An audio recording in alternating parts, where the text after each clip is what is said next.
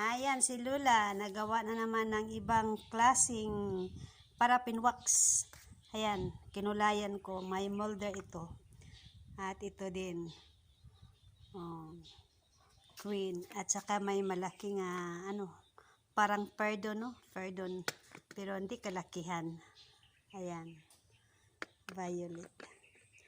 Ibang, mukha na naman ito sa aking kandila.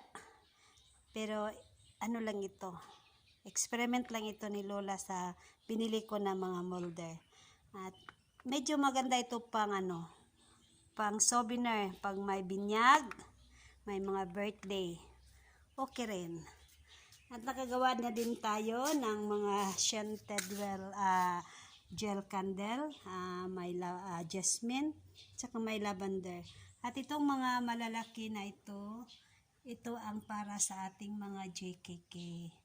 Ito ang ating gel na para sa ating misa, sa altar, sa ating JKK. At meron din tayong vigil nga gel candle. Ayan, ito is ready for sale this coming Sunday. Na may iba-iba na namang uri. Although we have also our soy wax scented candle. Ito. Ready na ito for sale this coming Sunday. Thank you again for watching. Bye-bye. God bless everyone.